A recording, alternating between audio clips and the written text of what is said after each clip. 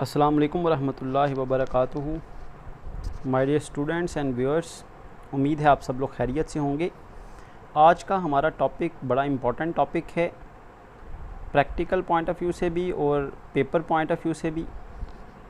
This topic is about challenges impacting the manager's job, और we can say challenges faced by managers. Because we are studying the subject of management, we are preparing ourselves to become a manager.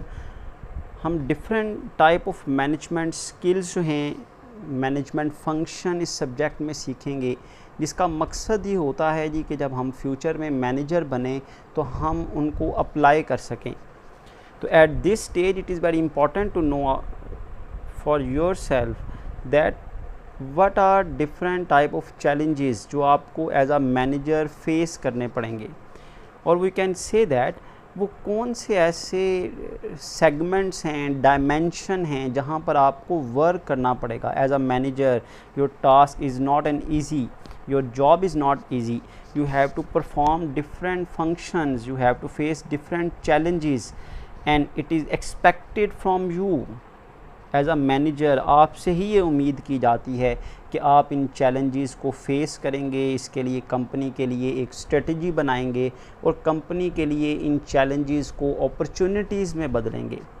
देखिए, एक successful manager वही होता है जो challenges को, मुश्किलात को अच्छी तरह फेस करता है, अच्छी तरह हैंडल करता है और अपने लिए अपॉर्चुनिटी बना लेता है, मतलब अपने लिए उससे फ़ायदा हासिल करता है।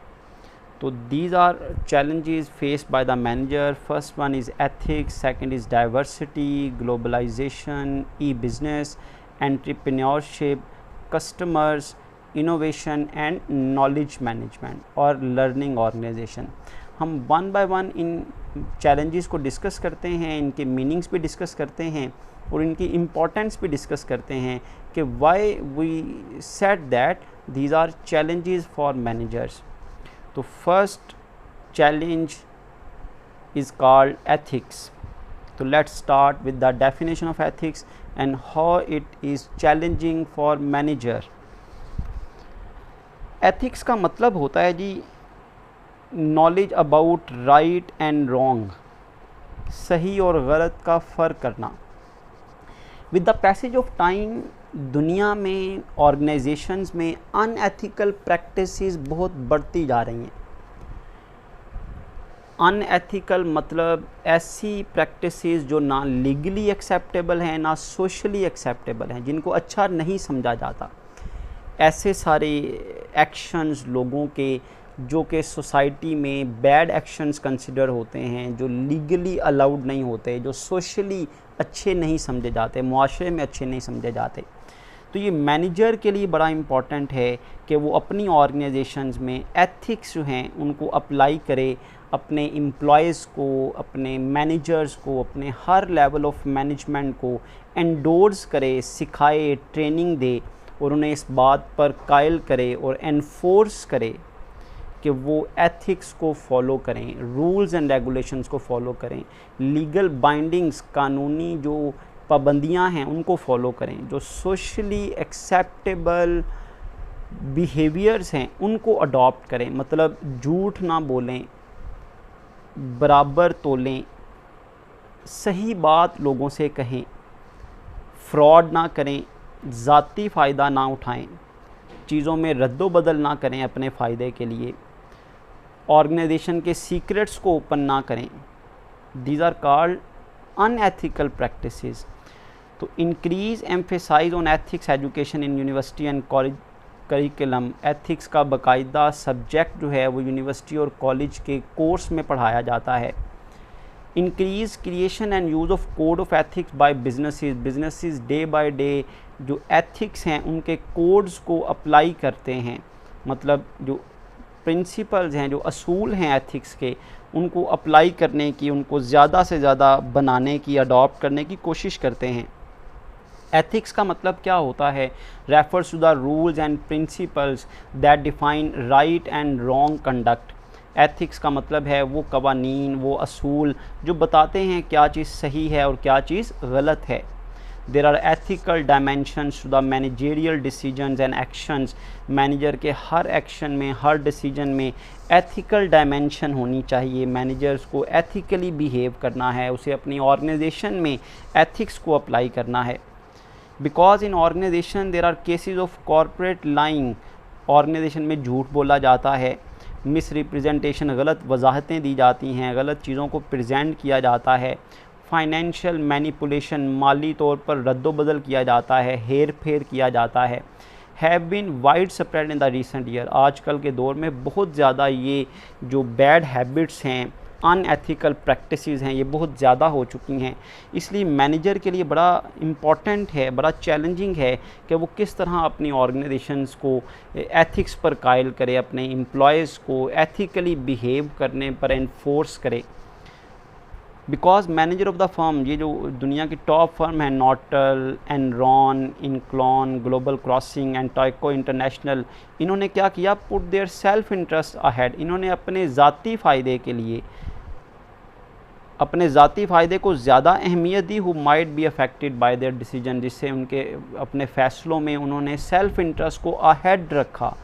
अपना फ़ायदा पहले सोचा, कस्टमर का, पब्लिक का, गवर्नमेंट का फ़ायदा नहीं सोचा। गवर्नमेंट को नुकसान पहुंचाया टैक्सेस ना देकर, कस्टमर को नुकसान पहुंचाया, कस्टमर को पुअर क्वालिटी देकर, कस्टमर से सही कम्युनिकेट ना करके, उसे सही इन्फॉर्मेशन ना देकर, उसे घटिया चीज़ें देकर।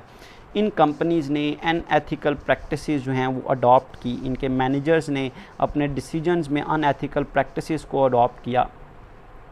While most manager continue to behave in highly ethical manager, लेकिन रिसर्च से पता चला है कि ज़्यादातर मैनेजर कोशिश करते हैं कि वो एथिकल तरीके से अपनी ऑर्गेनाइजेशन को चलाएं।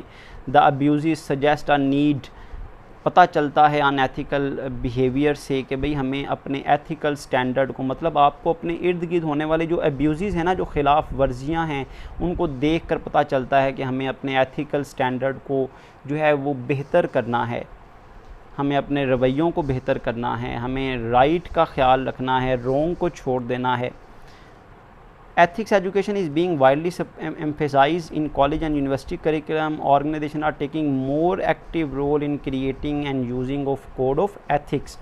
ऑर्गेनाइजेशन जो हैं वो बड़ी तेज़ी से ये रोल अदा कर रही हैं, ज़्यादा से ज़्यादा एथिक्स प्रैक्टिसेस, कोड्स बना रही हैं, असूल बना रही हैं, एथिक्स ट्रेनिंग प्रोग्राम कर रही हैं, हायरिंग एथिक्स ऑफिसर्स, ऐसे ऑफिसर्स को हायर कर रही हैं जो लोगों को सिखाते हैं कि आपने किस तरह राइट और रॉन्ग का ख्याल रखना है, कौन सी चीज़ें दुरुस्त हैं, कौन सी चीज़ें दुरुस्त नहीं हैं। तो मैनेजर के लिए ये एक बड़ा टारगेट है, बड़ा चैलेंज है कि वो अपनी ऑर्गेनाइजेशन में एथिकल प्रैक्टिसेस को एनहांस करे। एथिक्स के बारे में 4 व्यूज़ हैं जो प्रिवेल करते हैं, जिनके बारे में कहा जाता है जी ये एथिक्स हैं, इनको इस तरह से आप अप्लाई कर सकते हैं। 4 व्यूज़ ऑफ एथिक्स। सबसे पहले है utilitarian view of ethics.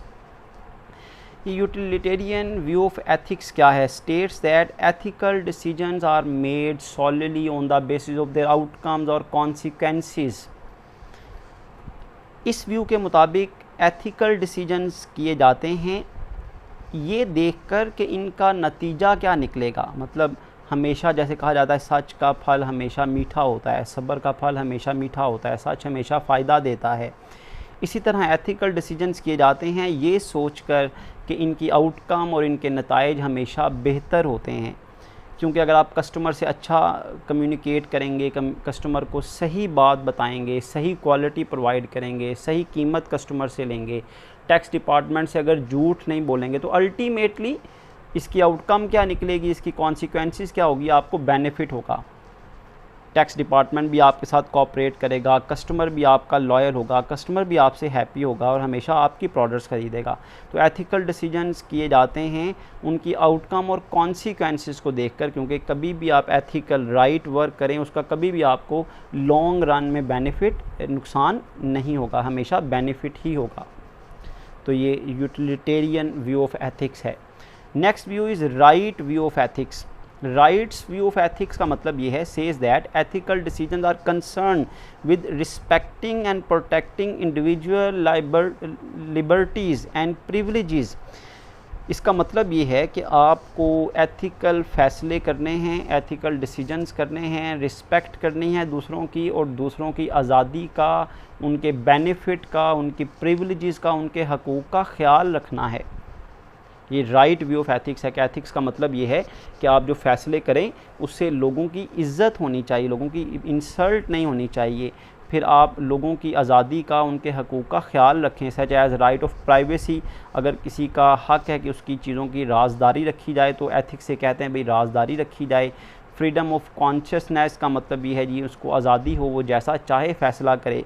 Free speech, आज़ादी राय हो। लाइफ एंड सेफ्टी, उसकी ज़िंदगी को आज़ादी हो, कोई उसे कैद ना करे, सेफ्टी उसे तहफ़्फ़ुज़ फराहम किया जाए। एंड ड्यू प्रोसेस, और चीज़ों को उनके सही तरीके से होने दिया जाए, बाईपास ना किया जाए।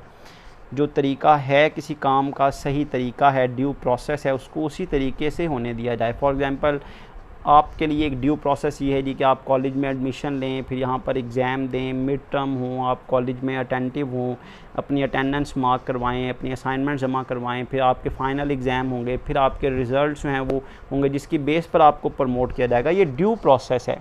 और अनएथिकल प्रैक्टिसेस क्या है कि कोई रिश्वत देकर, कोई पैसे देकर डिग्री ले ले, तो ये it is against due process. तो यूटिलिटेरियन व्यू ऑफ एथिक्स है, राइट व्यू ऑफ एथिक है, जिसके मुताबिक लोगों को रिस्पेक्ट देनी चाहिए, आज़ादी देनी चाहिए, कैद नहीं करना चाहिए, उन्हें बोलने की आज़ादी हो, उनकी ज़िंदगी आज़ाद हो, उनको तहफ़्फ़ुज़ फराहम किया जाए।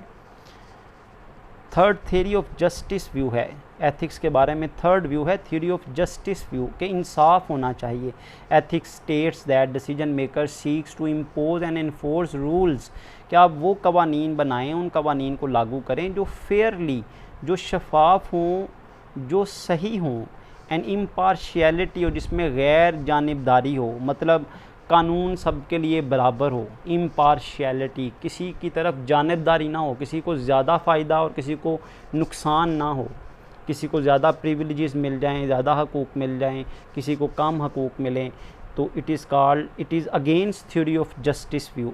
थ्योरी ऑफ जस्टिस ये कहती है कि डिसीजन मेकर्स को ऐसे फ़ैसले करने चाहिए, ऐसे फ़ैसलों को एनफोर्स, लागू करना चाहिए जो फेयर हों, जो इंसाफ के तकाज़ों को पूरा करते हों, और जिनमें इम्पार्शियलिटी हो, किसी को फेवर ना दी जाए, इम्पार्शल हो, ख़ुद मुख्तार हों। और जो फाइनल व्यू है एथिक्स का, that is integrative social contract, कि आप जिस माशरे में रहते हैं, जिस समाज में रहते हैं, वहाँ पर हर चीज़ सबूत की बुनियाद पर होनी चाहिए। सोशली आपको माशरे का ख़्याल रखना है, माशरे के लोगों का ख़्याल रखना है, कम्युनिटी का ख़्याल रखना है, इर्द गिर्द के लोगों का ख़्याल रखना है, अपने कंपेटिटर, अपने हमसायों का ख़्याल रखना है। Theory proposes that ethical decision should be based on empirical what is and normative what should be, चीज़ों को कैसा होना चाहिए, क्यों होना चाहिए, ये इंटीग्रेटिव सोशल कॉन्ट्रैक्ट है। मतलब आप जब किसी माशरे में रहते हैं तो आपको वही काम करने चाहिए जो उस सोसाइटी में एक्सेप्टेबल हों, जो सोसाइटी के लोगों को नुकसान ना पहुंचाएं। एम्पिरिकली एंड नॉर्मेटिव, उनके कल्चर को, उनकी ट्रेडिशन को, उनकी पसंद को, उनकी मर्ज़ी को नुकसान ना पहुंचाएं। आप सोसाइटी में रहते हैं तो लोगों का ख्याल रखें। This view is based on integration of two, दो चीज़ों का मिलाप है, इंटीग्रेशन है। कॉन्ट्रैक्ट्स, कॉन्ट्रैक्ट मतलब जो मुआहिदे होते हैं, the general social contract. Social contract क्या है कि आप जिस मुआशरे में हैं उस मुआशरे में गंद ना फैलाएं, उस मुआशरे के लोगों को अजियत ना दें, उस मुआशरे के लोगों के से सच बोलें, उस मुआशरे को अच्छी चीज़ें मुहैया करें।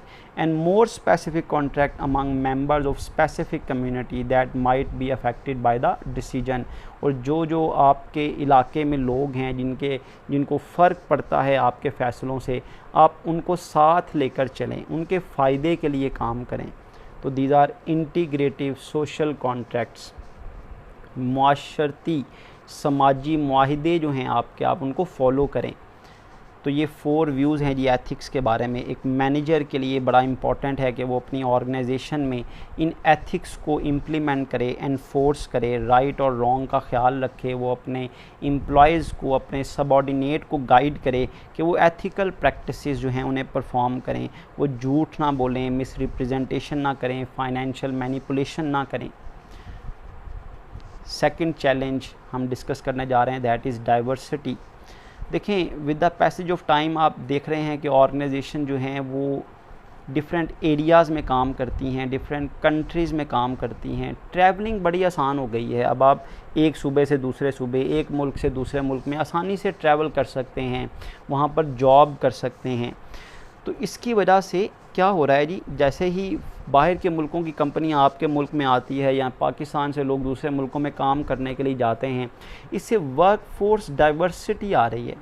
वर्क फोर्स डाइवर्सिटी का मतलब ये है कि एक ऑर्गेनाइजेशन में मल्टी डायमेंशन के लोग हैं, मुख्तलिफ़ किस्मों के लोग हैं, हेट्रोजिनिटी है, मतलब एक ऑर्गेनाइजेशन में मुख्तलिफ़ एज के लोग हैं, मुख्तलिफ़ जेंडर के लोग हैं, कोई मेल है कोई फ़ीमेल है। जैसे आज से आप 20, 25, 50 साल पहले चले जाएं तो आपको ऑर्गेनाइजेशन में सिर्फ मेल नज़र आते थे ज़्यादातर, और पाकिस्तान में तो अभी बिल्कुल ऐसा ही है, अभी भी कुछ मोस्टली ऑर्गेनाइजेशन में ज़्यादातर मेल मेंबर हैं। लेकिन आप दुबई में चले जाएं, यूएसए में चले जाएं, यूके में चले जाएं, जहाँ पर लोग ट्रैवल करते हैं, जॉब करते हैं, दूसरे मुल्कों से आते हैं जॉब करने के लिए, वहाँ पर ऑर्गेनाइजेशन में बड़ी वर्क फोर्स डाइवर्सिटी होती है, मुख्तलिफ़ किस्मों के लोग होते हैं, उनकी जेंडर मुख्तलिफ होती है, मिनॉरिटी अक़लियत, मतलब आप काम कर रहे हैं जी क्रिश्चियंस के साथ, आप काम कर रहे हैं जूइश के साथ, आप काम कर रहे हैं हिंदुओं के साथ। इसी तरह एथनिक लोगों में फ़र्क होता है, एथिक्स का फ़र्क होता है, एथनिक्स का फ़र्क होता है, उनकी रेस मुख्तलिफ होती है, नस्ल मुख्तलिफ होती है, उनकी ज़ुबान मुख्तलिफ होती है, सुबाइयत होती है उनमें, कोई सूबे पंजाबी है, कोई बलोची है, ये एथनिसिटी है, सुबाइयत का फ़र्क होता है लोगों में। And other forms of diversity in the employees, और इस तरह मुख्तलिफ डाइवर्सिटी इख्तलाफ होता है लोगों में इस लिहाज से कि उनकी एज डिफरेंट है, in term of gender different है, उनकी नस्लें जैसे गोरा, काला, अरबी, अजमी, ये रेस हो गई। एथनिसिटी जैसे मैंने बताया कि ये सुबाइयत है कि पंजाबी है, कोई बलोची है, कोई सिंधी है, इसी तरह डिफरेंट एथनिसिटीज़ होती हैं और अदर करैक्टरिस्टिक्स, और इसके अलावा भी मुख्तलिफ़ करैक्टरिस्टिक्स होते हैं। तो एक ऑर्गेनाइजेशन में डिफरेंट बैकग्राउंड के लोग, डिफरेंट कल्चर के लोगों का इकट्ठा हो जाना, ये वर्क फोर्स डाइवर्सिटी है। अब ये चैलेंज क्यों है मैनेजर के लिए? देखें, आप अगर मैनेजर हैं किसी ऑर्गेनाइजेशन में, वहाँ पर डिफरेंट एज के लोग हैं, डिफरेंट जेंडर के लोग हैं, डिफरेंट कल्चर के लोग हैं, डिफरेंट कंट्रीज़ के लोग हैं, मुख्तलिफ़ रिलीजन है लोगों के मज़हब मुख्तलिफ़ हैं, उनकी ज़ुबानें मुख्तलिफ़ हैं, उन सब को साथ लेकर चलना। अब आप दुबई में कंपनीज़ को देखें तो वहाँ पर इंडियन भी काम कर रहे हैं, बांग्लादेशी भी काम कर रहे हैं, वहाँ पर अफ्रीकन भी काम कर रहे हैं। अब उस मैनेजर के लिए बड़ा चैलेंज है कि वो इन सब को साथ लेकर चले, क्योंकि हर किसी का अपना अपना एटीट्यूड है, हर किसी का अपना अपना बिहेवियर है। वर्कफोर्स डाइवर्सिटी अब एक दुनिया का इशू बन चुका है, ग्लोबल इशू बन चुका है। Before early 1980 a melting pot or assimilation model was used. It has been replaced by the recognition and calibration of differences. 1980 से पहले जो है इस बात को अच्छा नहीं समझा जाता था कि लोग एक दूसरे मुल्कों में जाएं, या मैनेजर जो है वो एक्सेप्ट नहीं करते थे कि उनके पास कोई अदर कंट्री से, अदर कल्चर के, अदर जो रिलीजन के लोग काम करें। लेकिन अब क्या हो चुका है, इसको रिप्लेस कर दिया गया है। अब डिफरेंसेस को बाकायदा एक्सेप्ट किया जाता है। अब आप रोक नहीं सकते कि आपकी ऑर्गेनाइजेशन में मुख्तलिफ़ मज़हब के लोग ना हों, मुख्तलिफ़ एज के लोग ना हों, मुख्तलिफ़ जेंडर के लोग ना हों। It has been replaced by recognition and calibration of differences. अब आपको डिफरेंसेस जो लोगों के दरमियान हैं उनके साथ ही काम करना है, बल्कि मैनेजर को इसे चैलेंज बनाना है, इसे अपॉर्चुनिटी में बदलना है। इस चैलेंज को किस तरह कि जितने डाइवर्स वर्क फोर्स होगी ना आपके पास, मुख्तलिफ़ तरह के लोग होंगे, आपके पास नए नए आइडियाज़ आएंगे, हर किसी का अपना अपना अंदाज़ होगा, आपको बेस्ट सजेशंस मिलेंगी, आप उनके साथ ज़्यादा बेहतर तरीके से उभर कर सामने आ सकते हैं।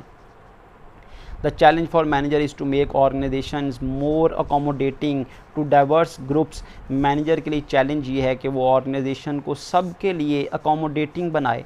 कोई भी मज़हब है, कोई भी रिलीजन है, कोई भी जेंडर है, कोई भी एज ग्रुप के लोग हैं, किसी भी एथनिसिटी के लोग हैं, किसी भी नस्ल के लोग हैं, वो आपकी ऑर्गेनाइजेशन में अकोमोडेटिंग, अपने आप को कंफर्टेबल फ़ील करें।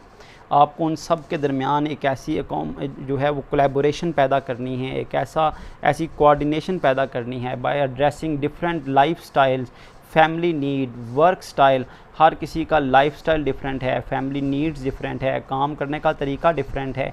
तो आपको एज अ मैनेजर उन सब के लिए अपनी ऑर्गेनाइजेशन को क्या बनाना है, अकोमोडेटिंग बनाना है, ताकि वो आपकी ऑर्गेनाइजेशन में फ्री ऑफ माइंड होकर काम कर सकें, मिलजुल के काम कर सकें। तो ये मैनेजर का काम है कि वो किस तरह लोगों को, एम्प्लॉयज़ को साथ लेकर चलता है। स्मार्ट मैनेजर कहता है, जो समझदार मैनेजर होते हैं, रिकॉग्नाइज डाइवर्सिटी, वो डाइवर्सिटी को समझते हैं एज एन एसेट, वो समझते हैं कि ये एक पॉजिटिव चीज़ है, आपका असासा है, इससे आपको फ़ायदा होगा। एसेट कहा जाता है हर उस चीज़ को जो आपको फ़ायदा देती है। तो स्मार्ट मैनेजर डाइवर्सिटी को, वर्कफोर्स डाइवर्सिटी को एसेट समझते हैं in bringing a broad range of viewpoint, क्योंकि इससे आपके पास मुख्तलिफ़ राय आती हैं, मुख्तलिफ़ लोगों की मुख्तलिफ़ राय होती हैं, मुख्तलिफ़ जेंडर की मुख्तलिफ़ राय होती हैं। And problem solving skills to the company, और इन व्यू पॉइंट्स की मदद से, लोगों के मुख्तलिफ़ राय की वजह से, लोगों के मुख्तलिफ़ होने की वजह से आप प्रॉब्लम सॉल्विंग स्किल, आप प्रॉब्लम को ईज़िली सॉल्व कर सकते हैं। आप अपनी ऑर्गेनाइजेशन को ज़्यादा बेहतर बना सकते हैं, उसकी ज़्यादा बेहतर ग्रूमिंग कर सकते हैं, डेवलपमेंट कर सकते हैं अपनी ऑर्गेनाइजेशन की। तो ये सेकंड चैलेंज था जी मैनेजर के लिए। First challenge is ethics, second challenge is managing the workforce. The next challenge is globalisation. जैसा कि मैंने भी आपके साथ डिस्कस किया कि with the passage of time हम कहते हैं जी दुनिया एक विलेज बन चुकी है, ग्लोबल विलेज बन चुकी है। दुनिया जो है एक ऐसा, जैसे गांव में सब लोग मिलकर रहते हैं ना, इसी तरह दुनिया में भी ऐसा ही हो रहा है। बिजनेसेस ट्रैवल कर रहे हैं, एक कंपनी 100+ कंट्रीज़ में काम कर रही है, 150 कंट्रीज़ में काम कर रही है। अब गोइंग ग्लोबल, दुनिया में काम जब आप करेंगे तो आप जब डिफरेंट कंट्रीज़ में जाएंगे, हर कंट्री का अपना कल्चर होगा, हर कंट्री के अपने रूल्स एंड रेगुलेशन होंगे, हर कंपनी की अपनी पॉलिटिक्स होगी, हर कंट्री का अपना अपना मज़हब होगा। तो एज अ मैनेजर जब भी आप अपनी कंपनी को दूसरी कंट्रीज़ में लेके जाएंगे तो आपको क्या करना है, जब आप दुनिया में जाएंगे, ग्लोब के दूसरी तरफ जाएंगे, ग्लोब में जो डिफरेंट कंट्रीज़ है वहाँ पर जाएंगे, तो you have to manage your company according to the local geographical rules and regulation. आप जिस इलाके में हैं, जिस कंट्री में हैं, आपको अपनी कंपनी को उस लिहाज से मैनेज करना है, उसके लिए उस लिहाज से पॉलिसीज़ बनानी है। मैं आपको छोटी सी मिसाल देता हूँ। देखिए, एक नेस्ले कंपनी है, फ़ॉरेन कंपनी है, गैर मुल्की कंपनी है, ईसाइयों की कंपनी है, यहूदियों की कंपनी है। जब वो पाकिस्तान में आती है तो वो पाकिस्तान के कल्चर को फॉलो करती है, वो रमज़ान ऑफ़र भी लेकर आती है, वो रमज़ान में या 14 अगस्त में अपनी प्रोडक्ट्स के ऊपर पाकिस्तान का फ्लैग भी बना देती है। Because they are in working in Pakistan, so they have to follow the culture of Pakistan. तो वो पाकिस्तान के लोगों की डिमांड का, उनकी नीड का, उनकी पसंद और नापसंद का ख्याल रखते हैं। तो मैनेजमेंट के लिए एक बड़ा चैलेंज है कि जब वो दूसरे कंट्रीज़ में जाए, ग्लोबली वर्क करे, तो मैनेजर किस तरह अपनी ऑर्गेनाइजेशन को उस कंट्री के जो रूल्स एंड रेगुलेशन है, उस कंट्री का जो इन्वायरमेंट है, उसके मुताबिक ढाल ले, अपने मुताबिक बदल ले। तो management in international organisation, globalisation का मतलब है आप मैनेजमेंट करें इंटरनेशनल ऑर्गेनाइजेशंस में, गैर मुल्की ऑर्गेनाइजेशंस में। Political and cultural challenges of operating in a global market. जब आप ग्लोबल मार्केट में जाएंगे, दुनिया के मुख्तलिफ मार्केट्स में जाएंगे, तो आपको सियासी तौर पर भी और सकाफ़ती तौर पर भी चैलेंजेस का सामना करना पड़ेगा। हर कंट्री की अपनी पॉलिटिक्स है, हर कंपनी की अपनी रवायात हैं, कल्चर है, मज़हब है। Organisation operations no longer stop at geographical border. अब एक ऑर्गेनाइजेशन सिर्फ एक कंट्री के अंदर, एक बॉर्डर के अंदर नहीं रह सकती। Manager in all type and sizes of organisation are faced with opportunities and challenges of globalisation. Manager जो हर ऑर्गेनाइजेशन के मैनेजर को, चाहे वो किसी भी किस्म की ऑर्गेनाइजेशन है, किसी भी साइज़ की ऑर्गेनाइजेशन है, उसके मैनेजर को ये अपॉर्चुनिटीज़ और ये चैलेंजेस फेस करने पड़ते हैं ग्लोबलाइजेशन के। ये ग्लोबलाइजेशन की कुछ एग्जांपल आपके सामने, बड़ी इंटरेस्टिंग एग्जांपल है। कहते हैं management is no longer constrained by national border. कोई भी मैनेजमेंट है ना, कोई भी इंतज़ामिया है, वो किसी एक मुल्क की नहीं हो सकती, उसे दूसरे मुल्कों में जाना पड़ता है, वो दूसरे मुल्कों में ट्रैवल करते हैं, वहाँ पर अपने बिज़नेस ऑपरेशन, अपनी ब्रांचेज ओपन करते हैं। जैसा कि BMW जो कार्स की बेस्ट कंपनीज़ में से एक कंपनी है, एक जर्मन फर्म है, हालांकि ये जर्मनी की कंपनी है, लेकिन ये क्या करती है, builds car in south Carolina. ये साउथ कैरोलिना में अपना बिज़नेस करते हैं। जर्मनी की कंपनी है लेकिन साउथ कैरोलिना में बिज़नेस करते हैं। क्यों?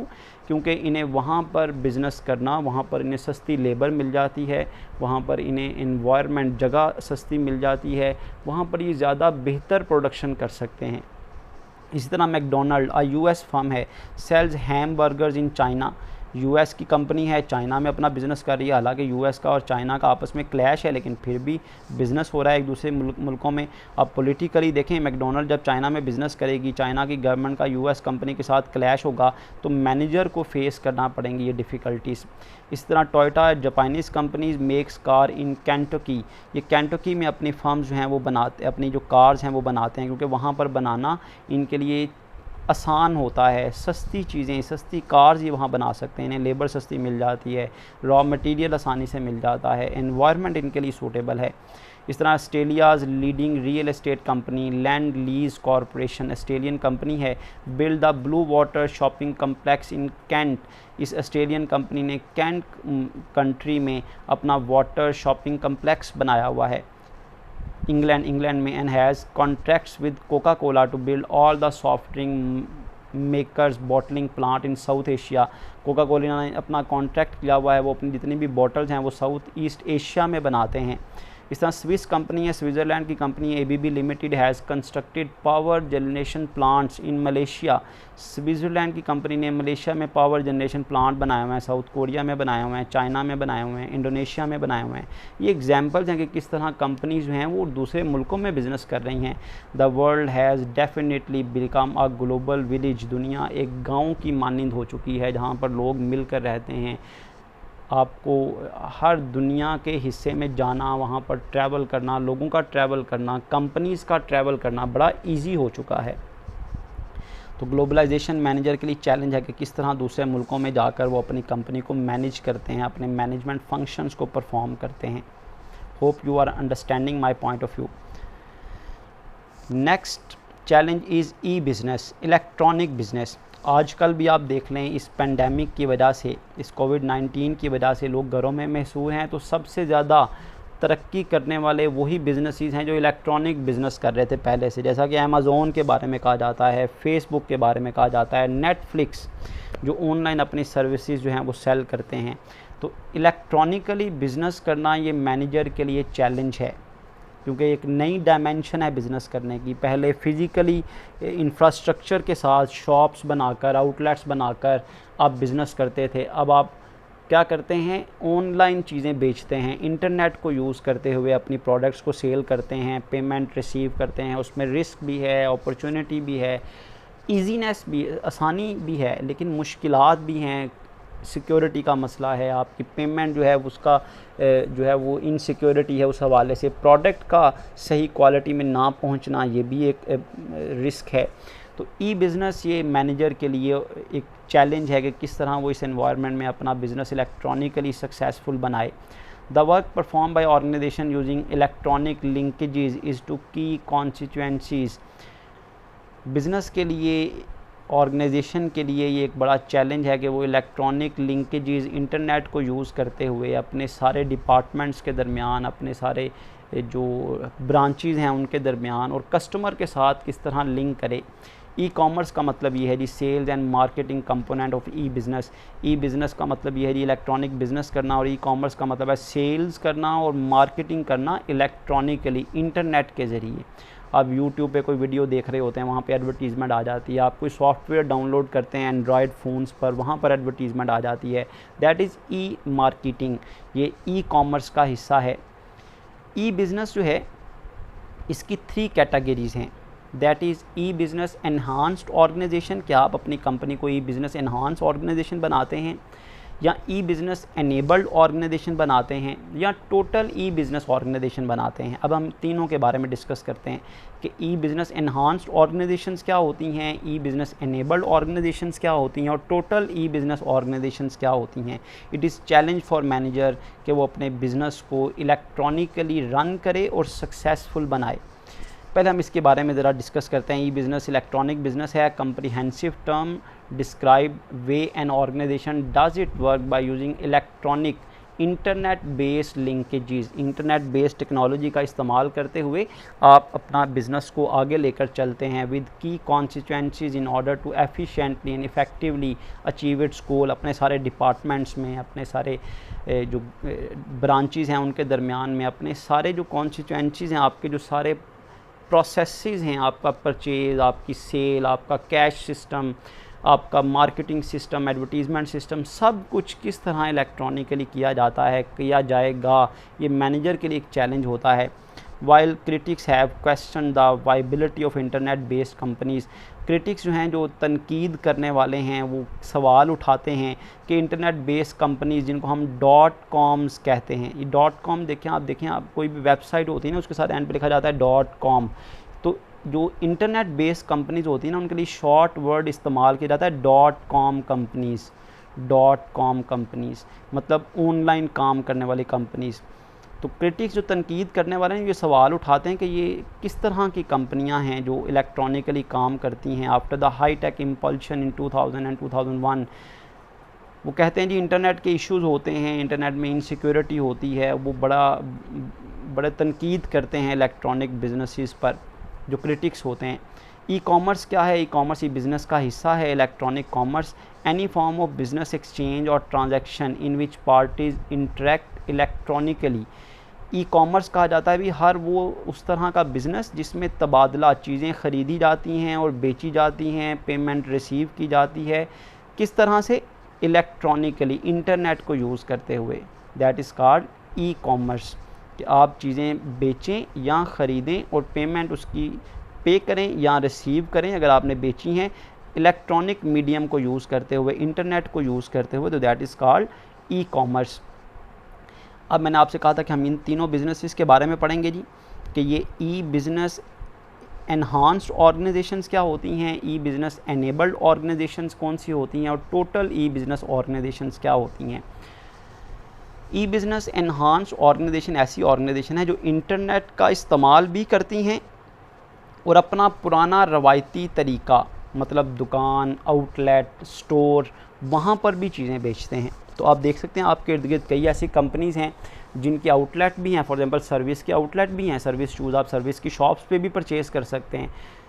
प्लस अब उन्होंने इंटरनेट की फैसिलिटी भी दे दी है, आप ऑनलाइन ऑर्डर करके भी सर्विस के शूज़ परचेज़ कर सकते हैं। तो ऐसी कंपनीज़ जो ऑनलाइन इंटरनेट का इस्तेमाल भी कर रही हों और ट्रेडिशनल अपने पुराने तरीके से भी बिज़नेस कर रहे हों, traditional way of doing business, रवायती तरीका, पुराना तरीका कौन सा होता है कि कस्टमर खुद चल के जाए दुकान पर, स्टोर पर, आउटलेट पर, वहाँ पर पेमेंट करे और फिज़िकली चीज़ों को लेकर घर आ जाए। तो that is called traditional way, ये पुराना तरीका था। ई बिज़नेस एनहांस्ड ऑर्गेनाइजेशन ऐसी ऑर्गेनाइजेशन को कहते हैं uses internet to enhance not to replace, मतलब वो अपना पुराना तरीका नहीं छोड़ता, पुराना तरीका साथ साथ चलता है, इंटरनेट पे भी चीज़ें बेच रहे होते हैं, पुराने तरीके से भी चीज़ें बेच रहे होते हैं। जबकि ई बिज़नेस एनेबल्ड ऑर्गेनाइजेशन ऐसी हैं जो ज़्यादा से ज़्यादा अपना काम जो है वो इंटरनेट पे करती हैं। Internet enables organizational members to do work more effectively and efficiently, मतलब आप ये समझ लें कि अगर हम कहते हैं जी ये जो ई बिज़नेस एनहांस्ड ऑर्गेनाइजेशन है, ये अपना 80% काम पुराने तरीके से करती हैं और 20% इंटरनेट पे करती हैं। ई बिज़नेस एनेबल्ड ऑर्गेनाइजेशन कौन सी हैं? जो ज़्यादातर इंटरनेट पर और कम पुराने तरीके से काम करती हैं, मतलब 80% ये ऑनलाइन काम करते हैं इंटरनेट पर और 20% जो है ये ट्रेडिशनल वे से काम करती हैं। जबकि टोटल ई बिज़नेस ऑर्गेनाइजेशन ऐसी ऑर्गेनाइजेशन है जिनकी फ़िज़िकल एग्जिस्टेंस होती ही नहीं, वो सिर्फ ऑनलाइन ही बिज़नेस करते हैं, उनका कोई पुराना तरीका, कोई शॉप, कोई आउटलेट होती ही नहीं। Whole existence is made possible and revolve around the internet, उनका पूरे का पूरा वजूद ही इंटरनेट पर होता है। तो ई बिज़नेस एनहांस कौन सी हैं? जो इंटरनेट का इस्तेमाल भी करती हैं और पुराने तरीके को भी एज़ इट इज़ जारी रखती हैं। जबकि ई बिज़नेस एनेबल्ड ऑर्गेनाइजेशन कौन सी हैं? जो इंटरनेट का इस्तेमाल ज़्यादा करती चली जाती हैं और अपना रवायती तरीका जो है, पुराना तरीका जो है, उसको कम करती चली जाती हैं। जबकि ई बिज़नेस ऑर्गेनाइजेशन ऐसी ऑर्गेनाइजेशन है जो मुकम्मल तौर पर होती ही इंटरनेट पर हैं। तो अगर आप किसी कंपनी के मैनेजर हैं तो आपको वक्त की ज़रूरत को समझते हुए अपने बिज़नेस को ई बिज़नेस बनाना है, इलेक्ट्रॉनिक बिज़नेस बनाना है, या ई बिज़नेस एनहांस ऑर्गेनाइजेशन बनानी है, या ई बिज़नेस एनेबल्ड ऑर्गेनाइजेशन बनानी है, या टोटल ई बिज़नेस ऑर्गेनाइजेशन बनानी है, तो इलेक्ट्रॉनिक मीडियम के जो चैलेंजेस हैं उसको फेस करना, इलेक्ट्रॉनिकली बिज़नेस को सक्सेसफुली लेकर चलना, ये एक मैनेजर के लिए चैलेंज है कि वो इस नए सेटअप में नए तरीके से बिज़नेस किस तरह से करे और अपनी ऑर्गेनाइजेशन के गोल्स को अचीव करे। ये 4th चैलेंज था जी मैनेजर्स जॉब के लिए हवाले से। नेक्स्ट चैलेंज ये दोबारा से देखें, स्लाइड में एक्सप्लेन किया गया है। वो जो ई बिज़नेस का प्रीवियस जो पॉइंट था उसके हवाले से ई बिज़नेस एनहांस ऑर्गेनाइजेशन, ई बिज़नेस एनेबल्ड ऑर्गेनाइजेशन, टोटल ई बिज़नेस ऑर्गेनाइजेशन, ये MCQ के पॉइंट ऑफ व्यू से भी इम्पॉर्टेंट है, तो आप इसको अच्छी तरह से रीड आउट कीजिएगा। नेक्स्ट देखें जी, नेक्स्ट चैलेंज है इंपॉर्टेंस ऑफ कस्टमर। देखें अब आपके लिए कस्टमर को सेटिस्फाइड रखना, उसकी डिमांड्स को पूरा करना, ये बड़ा इम्पॉर्टेंट हो गया है। कस्टमर की इम्पोर्टेंस डे बाय डे बढ़ती चली जा रही है। एक बिज़नेस, वैसे तो कस्टमर मार्केट का किंग होता है, उसके बगैर कोई बिज़नेस जो है वो सक्सेस हासिल नहीं कर सकता, कोई बिज़नेस कामयाब नहीं हो सकता। लेकिन आजकल के दौर में मैनेजर के लिए बहुत बड़ा चैलेंज है कि वो अपने कस्टमर को सेटिस्फाई करे, हाई क्वालिटी की प्रोडक्ट उसे प्रोवाइड करे और उसे कम चार्ज करे, कम कीमत में अच्छी क्वालिटी प्रोवाइड करे। इसकी वजह ये है कि आजकल बहुत ज़्यादा कंपटीशन हो गया है, कस्टमर के पास बहुत ज़्यादा ऑप्शन हैं। आप नई प्रोडक्ट प्रोवाइड करेंगे तो वो किसी और कंपनी की ख़रीद देगा। कुछ अर्सा पहले, कुछ सालों पहले आप चले जाएं तो कस्टमर के पास कंपनी की तादाद कम होती थी, वैरायटी मार्केट में कम अवेलेबल होती थी। पहले शुरू में सिर्फ नेस्ले वाटर मार्केट में अवेलेबल था। कस्टमर ने अगर डिस्पोजेबल जो है वो बॉटल परचेज़ करनी है, वाटर की मिनरल वाटर परचेज़ करना, तो उसके पास सिर्फ नेस्ले वाटर की ऑप्शन थी। लेकिन वक्त के साथ साथ आप देखें अब हर कंपनी ने, पेप्सी ने, कोका कोला ने, हर कंपनी ने, शेज़ान ने, हर कंपनी ने अपना जो मिनरल वाटर जो है वो लॉन्च कर दिया है। अब कस्टमर के पास बहुत ज़्यादा वैरायटी है, तो अब मैनेजर के लिए चैलेंज बढ़ गया है कि वो कस्टमर को किस तरह सेटिस्फाई करे, किस कस्टमर को किस तरह लॉयल बनाए, हैप्पी करे कि वो आपका वफ़ादार रहे, सिर्फ आपकी प्रोडक्ट्स ख़रीदे। तो आजकल के दौर में और ग्लोबलाइजेशन की वजह से, क्योंकि बहुत सी कंपनीज़ जो हैं वो पाकिस्तान में बिज़नेस कर रही हैं, पाकिस्तानी कंपनियां दूसरे मुल्कों में बिज़नेस कर रही हैं, तो कंपनीज़ का एक दूसरे मुल्कों में जाना वहाँ के कस्टमर के लिए और ऑप्शन बढ़ा देता है। अब आपके पास ऑप्शन है भाई, आप चाइनीज़ प्रोडक्ट ख़रीद लें, USA की प्रोडक्ट ख़रीद लें, UK की प्रोडक्ट ख़रीद लें या पाकिस्तानी प्रोडक्ट ख़रीद लें। तो कस्टमर के पास अब ऑप्शन बढ़ गई है। कस्टमर को अब सेटिस्फाई करना मैनेजर के लिए बहुत बड़ा चैलेंज है। Customer have more opportunities than ever before. अब कस्टमर के पास बहुत ज़्यादा ऑप्शन हैं, अपॉर्चुनिटीज़ हैं, मौके हैं, वो आपकी नहीं तो किसी और की प्रोडक्ट ख़रीद लेगा। तो delivering consistent high quality service, अब आपको कस्टमर को मुसलसल अच्छी क्वालिटी देनी पड़ेगी। इज़ एसेंशियल, अब ये लाजमी हो चुका है। अगर आपने उसे पुअर क्वालिटी प्रोवाइड की तो वो स्विच कर जाएगा, मतलब वो किसी और कंपनी की प्रोडक्ट ख़रीदना शुरू कर देगा। मैनेजर के लिए बड़ा चैलेंज है, need to create customer responsive organization. Customer responsive organization का मतलब है ऐसी ऑर्गेनाइजेशन जो कस्टमर को ज़्यादा तरजीह दे, कस्टमर के रिस्पॉन्स को, उसकी पसंद को, नापसंद को, उसकी सेटिस्फेक्शन को देखे, कस्टमर की हर बात सुने, चाहे कस्टमर गलत भी कह रहा है उसको सेटिस्फाई करे, उसके साथ अच्छी तरह कम्युनिकेट करे। तो कस्टमर मैनेजर के लिए अब बहुत बड़ा चैलेंज है कि वो कस्टमर की मर्ज़ी के मुताबिक अपनी ऑर्गेनाइजेशन को चलाए, कस्टमर की लाइकिंग डिसलाइकिंग का ख्याल रखे। क्यों? क्योंकि globalization and e business give customer more opportunities than ever before. आज से पहले कभी कस्टमर के पास इतनी ऑप्शन नहीं थी, लेकिन ग्लोबलाइजेशन और ई बिज़नेस की वजह से कस्टमर के पास बहुत ज़्यादा ऑप्शन अवेलेबल हैं। वो आपके अलावा बहुत सी और कंपनीज हैं जिनकी प्रोडक्ट मार्केट से ईज़िली हासिल कर सकता है। Delivering consistent high service, customer को कंसिस्टेंटली हाई सर्विस प्रोवाइड करना, हाई क्वालिटी प्रोवाइड करना, ये बिज़नेसेस के लिए चैलेंज है। Delivering consistent high quality service, आपको मुसलसल कस्टमर को हाई क्वालिटी प्रोवाइड करनी है for success and survival in today's competitive environment. आजकल के इस मुकाबलेबाजी के दौर में, कम्पेटिटिव एनवायरनमेंट में आपको अपने बिज़नेस को अगर बचाना है, उसको कामयाब करना है, तो आपको कस्टमर को हाई क्वालिटी प्रोवाइड करनी है। Managers needs to create a customer responsive organization. Managers के लिए लाजमी है कि वो कस्टमर की पसंद और नापसंद का ख्याल रखते हुए अपनी ऑर्गेनाइजेशन को जो है वो इस तरह से डिज़ाइन करे where employees are friendly and courteous, जहाँ पर एम्प्लॉयज़ को दोस्त समझा जाए, उनके साथ नरम मिजाजी से बात की जाए, एक्सेसिबल, उनकी रसाई आसान हो, वो आसानी से आपकी कंपनी में दाखिल हो सकें, अपनी मर्ज़ी बता सकें, अपनी पसंद नापसंद बता सकें। Knowledgeable, prompt in responding the customer needs, आपको प्रॉम्प्ट जल्दबाजी के साथ कस्टमर की नीड को फुलफ़िल करना है, मतलब कस्टमर की हर बात को प्रॉम्प्ट सुनना है, उसी वक्त सुनना है, उसकी परेशानी को उसी वक्त दूर करना है, उसकी नीड को उसी वक्त आपने फुलफ़िल करना है, वरना वो किसी और कंपनी के पास चला जाएगा। And willing to do what's necessary to please the customer, और आपको ये जानना है कि कौन सी ऐसी चीज़ें हैं प्लीज़ द कस्टमर, जो कस्टमर को खुश करती हैं, जिससे कस्टमर राज़ी हो जाता है, प्लीज़ हो जाता है, खुशगवार मूड में चाहता है। तो ये मैनेजर के लिए चैलेंज है कि वो आजकल के इस दौर में जहाँ कस्टमर के पास बहुत ज़्यादा अपॉर्चुनिटीज़ हैं, उनको किस तरह से सेटिस्फाई करे, प्लीज़ करे। तो ये 5th चैलेंज था मैनेजर के लिए। Next challenge is innovation. Innovation का मतलब है जिद्दतपन लेकर आना। आजकल के इस टेक्नोलॉजी के दौर में जहाँ आए दिन नई नई टेक्नोलॉजी, नई नई मशीन्स मार्केट में आ रही हैं, नई नई प्रोडक्ट्स मार्केट में लॉन्च की जा रही हैं, रिसर्च एंड डेवलपमेंट बहुत ज़्यादा की जा रही है, तहकीक और तजर्बे बहुत की जा रहे हैं। आए दिन कोई नई कंपनी नई प्रोडक्ट लेकर मार्केट में आ जाती है। तो एज अ मैनेजर आपको अपनी कंपनी को इनोवेटिव बनाना है, अपनी कंपनी में इनोवेशन लेकर आनी है, उसकी प्रोडक्ट्स में इनोवेशन लेकर आनी है, जिद्दतपन लेकर आना है। अगर आप अपनी ऑर्गेनाइजेशन को सक्सेसफुल बनाना चाहते हैं तो इनोवेशन का मतलब है डूइंग थिंग्स डिफरेंटली, चीज़ों को मुनफरिद अंदाज में करना, इनोवेटिव बनाना, ताकि आप मार्केट में मुनफरिद नज़र आएँ और लोग आपकी ही प्रोडक्ट ख़रीदें। एक्सप्लोरिंग न्यू टेरिटरी, नई जगहों पर जाकर चीज़ें बेचना। एंड टेकिंग रिस्क, और रिस्क लेना। रिस्क लेंगे, इनोवेशन तभी होती है जब आप रिस्क लेते हैं। आप नई प्रोडक्ट बनाते हैं, देखें रिस्क है ना, लोग पसंद करेंगे या नहीं करेंगे।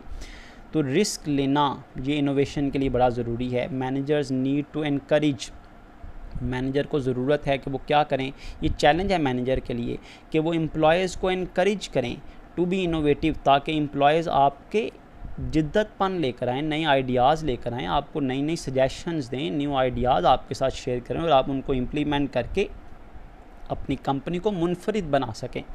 तो इनोवेशन लेकर आना और अपने एम्प्लॉयज़ को, अपने सबऑर्डिनेट, अब मैनेजर अकेला तो इनोवेटिव नहीं हो सकता ना, मतलब अकेला तो इनोवेशन नहीं ला सकता। उसके लिए ज़रूरी है कि उसकी पूरी कंपनी, उसके सारे सबऑर्डिनेट जो हैं वो इनोवेशन की तरह सोचें, वो नई नई सोच पैदा करें और ऑर्गेनाइजेशन को मुनफरिद बनाने के लिए अपनी सजेशंस दें, अपनी राय दें।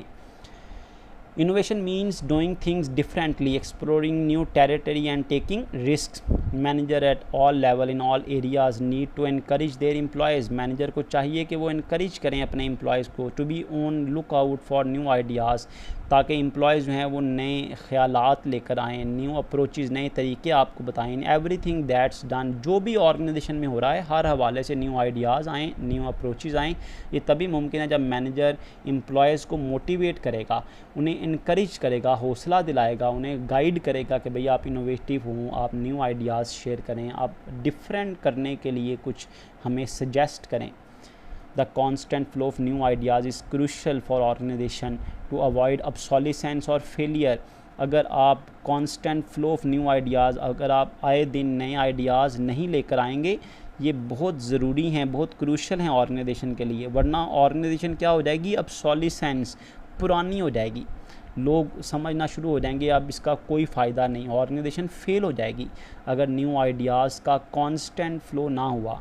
अगर कॉन्स्टेंटली न्यू आइडियाज़ ना आते रहे, इनोवेशन आप ना करते रहे, तो ऑर्गेनाइजेशन पुरानी हो जाएगी, ऑब्सोलिसेंस हो जाएगी, नकारा हो जाएगी।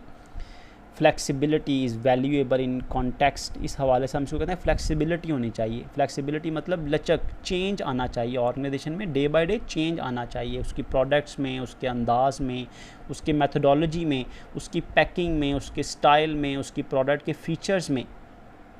वेयर कस्टमर नीड्स में चेंज ओवरनाइट, क्योंकि आए दिन कस्टमर की जो ज़रूरतें हैं, जो डिमांड्स हैं वो चेंज हो रही हैं। Where new competitor come and go, नए मुकाबले में कंपनियां आ रही हैं, जा रही हैं। And where employees and their skills are shifted as need from project to project, और जहां पर आपको हर प्रोजेक्ट के लिए नई तरह के एम्प्लॉयज़ चाहिए, नई तरह की स्किल्स चाहिए अपने वर्कर्स के हवाले से। तो आपको ये इनोवेशन लेकर आनी है, आपको ऐसे एम्प्लॉयज़ को हायर करना है जिनमें डिफरेंट स्किल्स हों, वो नए काम कर सकें, न्यू आइडियाज़ को शेयर कर सकें, नई टेक्नोलॉजी को हैंडल कर सकें। तो to be innovative is a challenge for manager in today's world. Next challenge की तरफ बढ़ते हैं, दैट इज़ नॉलेज मैनेजमेंट। बड़ा टेक्निकल, बड़ा इजी और बड़ा इम्पॉर्टेंट वर्ड है, आजकल बहुत ज़्यादा बोला जाता है नॉलेज मैनेजमेंट।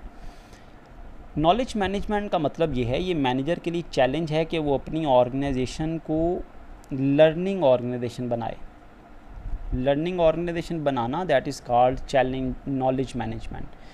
क्या है जी नॉलेज मैनेजमेंट? नॉलेज मैनेजमेंट का मतलब ये है कि आप अपनी ऑर्गेनाइजेशन में ऐसा एनवायरनमेंट क्रिएट करें, ऐसे इक़दामात करें अपनी ऑर्गेनाइजेशन में कि आपके ऑर्गेनाइजेशन में डे बाय डे जो एम्प्लॉयज़ हैं, जो मैनेजर्स के डिफरेंट लेवल्स हैं, आए दिन उनको नया नॉलेज मिले, उनको ट्रेनिंग मिले, उनके नॉलेज में इजाफ़ा हो, वो नई टेक्नोलॉजी का इस्तेमाल सीखें, नई अप्रोचेस सीखें, नए मेथड्स को सीखें।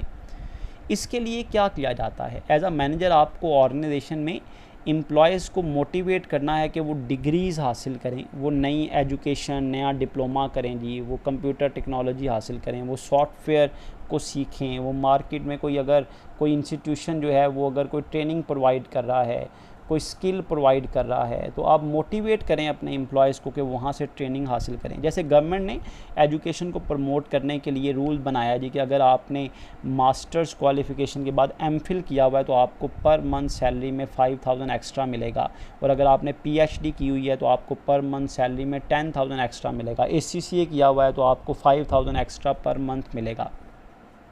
या आप अपनी ऑर्गेनाइजेशन में ऐसे ट्रेनिंग सेशंस रखें जहाँ पर आप एक्सपर्ट्स को बुलाएं, क्वालिफाइड लोगों को बुलाएं, वो आपकी ऑर्गेनाइजेशन में आकर एक सेमिनार करें और आपके एम्प्लॉयज़ को गाइड करें, उन्हें न्यू नॉलेज दें, उन्हें नई स्किल सिखाएं।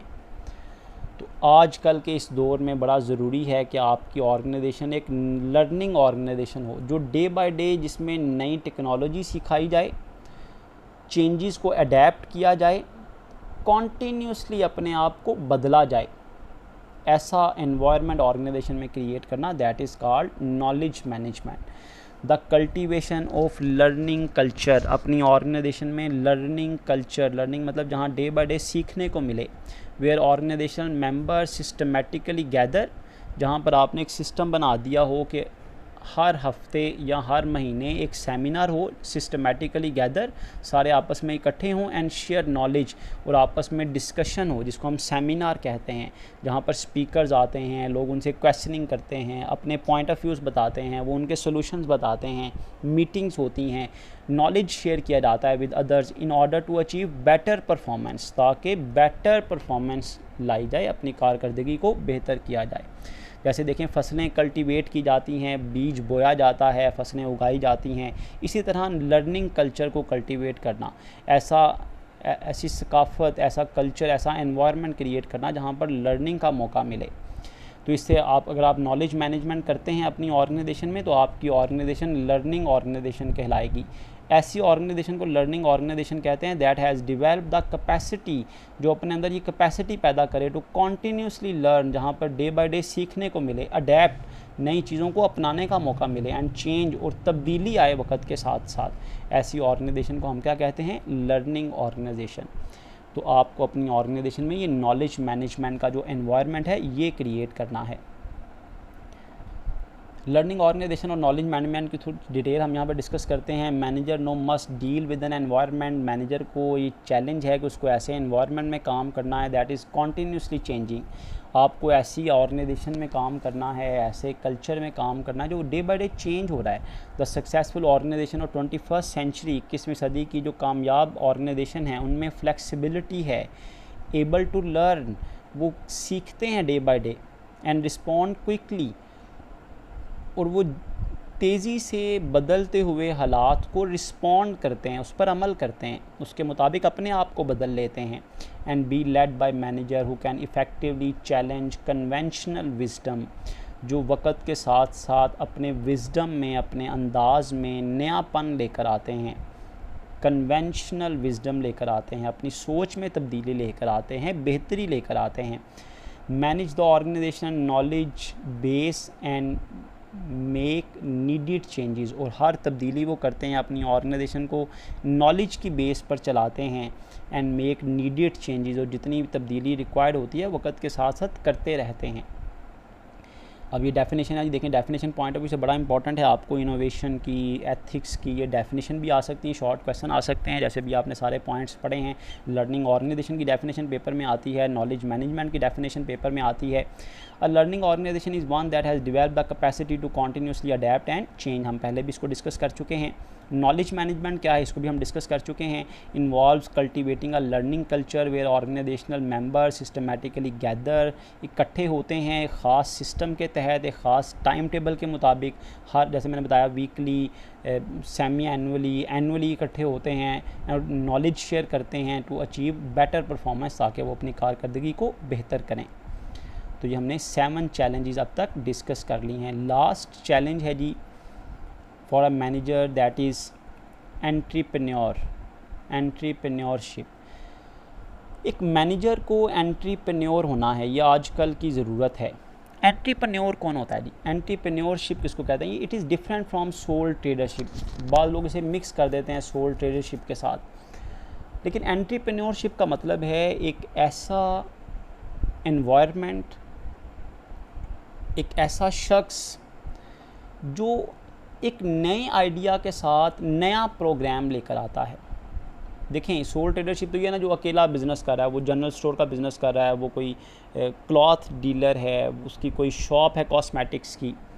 एंट्रप्रेन्योर वो होता है जो न्यू प्रोग्राम लेकर आता है, जो न्यू आइडियाज़ लेकर आता है, एक नया काम शुरू करता है अकेले, एक ऑर्गेनाइजेशन बनाता है नए आइडियाज़ के साथ। जैसा कि आप जानते हैं कि दराज कंपनी ऑनलाइन प्लेटफॉर्म है, ये जिसने शुरू की वो एंट्रप्रेन्योर उसको कहते हैं, क्योंकि उसने एक नया काम शुरू किया जो आज से पहले नहीं हो रहा था। उसने क्या किया, उसने एक वेबसाइट बनाई, एक एप्लीकेशन बनाई, वहाँ पर वो सप्लायर्स को कहता है, ख़ुद कुछ तैयार नहीं करते, उन्होंने एक प्लेटफॉर्म दिया कि यहाँ पर आकर अपनी प्रोडक्ट्स को आप सेल कर सकते हैं। तो उन्होंने क्या किया, नंबर ऑफ़ कंपनीज़ वहाँ पर अवेलेबल हैं, इसलिए लोग ज़्यादा विज़िट करते हैं दराज को। तो एंट्रप्रेन्योरशिप कहते हैं एक ऐसा शख्स, एक ऐसा इंडिविजुअल जो नए आइडिया के साथ कोई बिज़नेस शुरू करता है। तो मैनेजर को आजकल के इस दौर में अगर सक्सेसफुल होना है तो उसे अपने बिज़नेस में अपने अंदर एंट्रप्रेन्योरशिप की जो क्वालिटी है वो पैदा करनी है। उसे न्यू आइडियाज़ लेकर आने हैं, उसे नया प्रोग्राम शुरू करना है, नया बिज़नेस, नए एंगल से बिज़नेस करना है, ताकि वो ऑर्गेनाइजेशन यूनिक हो जाए, दूसरों से मुनफरिद हो जाए। तो ऐसा शख्स, ऐसा इंडिविजुअल जो नए आइडिया के साथ नया काम शुरू करता है, इनिशिएट करता है, पहला कदम उठाता है जो आज से पहले लोगों ने नहीं उठाया होता, तो हम कहते हैं ये एंट्रप्रेन्योर है जी। जैसे मैं अभी कल एक फेसबुक पे एक वीडियो देख रहा था, एक शख्स था जी, यंग बॉय है वो, उसने बड़ी अच्छी पंजाब यूनिवर्सिटी के IBA डिपार्टमेंट से MBA किया है। अरे MBA करने के बाद अब उसने ये नहीं किया कि कहीं जॉब करे, उसने क्या किया है, उसने चाय का एक ढाबा, उसने दूध पत्ती स्टॉल लगाया लाहौर में। और एंट्रप्रेन्योर वो क्यों मैं उसे कह रहा हूँ जी, क्योंकि उसने अपनी प्रोडक्ट में वैरायटी लेकर आया। उसके ढाबे पर 15 किस्म की चाय मिलती है, 15 टेस्ट्स की, आप लोगों ने भी वीडियो देखी होगी। ऐसा शख्स एंट्रप्रेन्योर होता है। अब न्यू आइडिया क्या है कि आज से पहले आपने 1-2 किस्म की चाय दूध पत्ती पी होगी, वो अब क्या करता है, वो कहता है मैं अपने गाँव से तकरीबन 250 किलोमीटर दूर से दूध मंगवाता हूँ। अब उसकी जो दूध पत्ती है उसके डिफरेंट टेस्ट हैं, इलायची वाली, दार चीनी वाली, ओरियो बिस्किट वाली उसने बनाई है। इसी तरह डिफरेंट टेस्ट हैं उसकी चाय में, गुड़ वाली चाय है। अब ये नया आइडिया, वो अब सोच कहता जी मैं अब शवारमा शुरू करने लगा हूँ, वो शवारमे में डिफरेंट टेस्ट होंगे, जो यूनिक टेस्ट होंगे, आज से पहले कभी किसी ने वो टेस्ट नहीं सुने हुए थे जो वो बता रहा था। इस तरह वो कह रहा है जब हम एक और ब्रांच बनाने जा रहे हैं। अब ये नए आइडिया के साथ आना ये आजकल बड़ा ज़रूरी है, टू बी यूनिक। तो यूनिकनेस जिसमें होगी दैट इज़ कॉल्ड एंट्रप्रेन्योर। तो मैनेजर के लिए इम्पॉर्टेंट है कि वो अपने बिज़नेस को जो है वो यूनिक बनाए, नए आइडियाज़ लेकर आए, इस लिहाज से कि वो दूसरों से मुनफरिद हो, ऐसा काम करे जो आज से पहले किसी ने ना किया हो। The process whereby an individual और group of individual use organise efforts, एक इंडिविजुअल या कुछ लोग मिलकर ऑर्गेनाइज एफर्ट, ऐसी कोशिश करते हैं to create value and grow by fulfilling wants and needs, लोगों की वांट्स और नीड को पूरा करते हैं थ्रू इनोवेशन एंड यूनिकनेस, जिद्दतपन लाकर और मुनफरिद अंदाज में। वो एक शख्स करे या कुछ लोग मिलकर भी कर लें, अगर नया आइडिया के साथ वो नया बिज़नेस शुरू करते हैं, नया कोई काम, कोई एक्टिविटी स्टार्ट करते हैं, तो those are called entrepreneur. Entrepreneurship process क्या है, एंटरप्रेन्योर कैसे बना जाता है? सबसे पहले आपको क्या करना पड़ेगा, आपको अपॉर्चुनिटी देखनी पड़ेगी, आपको गैप देखना पड़ेगा। अब उससे जब पूछा गया ना भैया आपने ये बिज़नेस क्यों शुरू किया MBA करके, उसने कहा मैंने देखा कि लोगों को आमतौर पर चाय मिलती है, मार्केट में जहाँ चले जाएँ वहाँ चाय का नाम यूज़ होता है, वहाँ पर दूध में पानी डाला जाता है फिर चाय बनती है। मैंने यूनिकनेस ये थी, मैंने देखा कि दूध पत्ती बहुत कम मार्केट में मिलती है, प्योर दूध से बनी हुई चाय जो है वो बहुत कम मिलती है, तो मैंने इसको तलाश किया। तो आपको अगर एंटरप्रेन्योर बनना है, परस्यूट ऑफ अपॉर्चुनिटीज़, तो आपको क्या करना है, मौके की तलाश करनी है। Then secondly innovation in products, अपनी प्रोडक्ट में तब्दीली लेकर आनी है, सर्विसेज में और बिज़नेस मेथड में, काम करने के अंदाज में नया तरीका लेकर आना है, इनोवेशन लेकर आनी है। And desire for continued growth of the organization, और मुसलसल मेहनत करनी है अपनी ऑर्गेनाइजेशन की मुसलसल कामयाबी के लिए, ग्रोथ के लिए। कुछ डिटेल है जी एंटरप्रेन्योरशिप के। Entrepreneurship refers to the process whereby individual और ग्रुप और individual uses organize efforts means to pursue opportunities to create value and grow by fulfilling wants and needs through innovation and uniqueness. 3 important themes stand out in this definition. इस definition में 3 points थे, pursuit of opportunity, innovation and growth. Entrepreneurship will continue to be important to the societies around the world. Entrepreneurship पूरी दुनिया में अब बड़ा famous हो चुका है कि लोग अब इस डिज़ायर में रहते हैं कि वो देखें कौन सा नया बिज़नेस शुरू हुआ है, नया आइडिया आया है मार्केट में, कोई नई प्रोडक्ट। अब आप देखते हैं जैसे स्मोक आइसक्रीम मिलती है कि आप आइसक्रीम की शॉप पे जाएं, वहाँ पे एक ऐसी आइसक्रीम है जो तवा आइसक्रीम है, तवे पे जैसे वो हॉट करके कोई चीज़ देते हैं, वो ऐसे कोल्ड करके देते हैं, आइसक्रीम में से धुआं निकल रहा होता है। तो ये क्या है, एक यूनिकनेस है, एक इनोवेशन है। अब आपको क्या करना है जी, आपको इस क्वेश्चन को अच्छी तरह से याद करना है। इसके लिए आप बेशक बुक भी कंसल्ट ना करें, तो आप यहाँ पर जो मटेरियल लिखा हुआ है वही आप कर लें तो आपके लिए इनफ होगा। लास्ट पे देखिए हमारा ये टॉपिक जो है वो कंप्लीट हो गया। हमने 8 चैलेंजेस जो हैं वो डिस्कस किए जो मैनेजर को फेस करने पड़ते हैं। Ethics, diversity, globalization, e business, entrepreneurship, customer, innovation and knowledge management. Paper point of view से बड़ा इंपॉर्टेंट क्वेश्चन है। हम अपने लेक्चर को यहाँ पर वाइंड अप करते हैं। एंड पर मैं एक छोटी सी हदीस आपके साथ शेयर करना चाहता हूँ। एक बार आप सल्लल्लाहु अलैहि वसल्लम अपने सहाबा के साथ बैठे थे। क्या आपने देखा कि 2 शख्स आपस में लड़ झगड़ रहे थे? वो इतने गुस्से में थे दोनों के उनके चेहरे की रंगत जो है वो सुर्ख हो चुकी थी और उनकी गर्दन की जो वेन हैं जो वो फूल चुकी थी गुस्से की वजह से। तो आपने अपने सहाबा को कहा मैं तुम्हें एक ऐसा कलमा ना बताऊं कि जिसको पढ़ने के बाद तुम्हारा गुस्सा जो है वो ख़त्म हो जाएगा, इन दोनों का गुस्सा ख़त्म हो जाएगा। तो आपने कहा कि जो भी शख्स गुस्से में हो उस पर शैतान जो है वो हावी हो जाता है। अगर वो औज़ु बिल्लाहि मिनश शैतानिर रजीम पढ़ ले तो उसका ये गुस्सा ख़त्म हो जाता है और अल्लाह ताला उसे शैतानी गुस्से से बचा लेते हैं।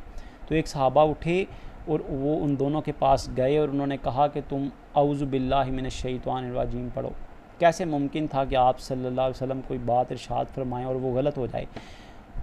उन दोनों लड़ने वाले शख्स ने में से एक शख्स ने वो औज़ु बिल्लाहि मिनश शैतानिर रजीम पढ़ी तो उसका गुस्सा उसी वक्त ठंडा हो गया और उनके दरमियान जो झगड़ा था वो उसी वक्त ख़त्म हो गया। अव्वल तो गुस्सा हमें करना नहीं चाहिए क्योंकि गुस्सा शैतान की अलामत है। ये आपसे ऐसे ऐसे अमल करवा देता है जिसका हमें खमियाजा कई अरसा भुगतना पड़ता है। दूसरा ये अल्लाह को नाराज़ कर देने वाला अमल है। तो जब भी गुस्सा आए तो हमें औज़ु बिल्लाहि मिनश शैतानिर रजीम पढ़ना चाहिए ताकि हमारा गुस्सा जो है वो ख़त्म हो जाए और अल्लाह ताला हमें शैतान के हावी होने से बचा ले। अल्लाह ताला हम सबको अपने हिफ्ज़ व अमान में रखें। जज़ाकुमुल्लाह खैरा।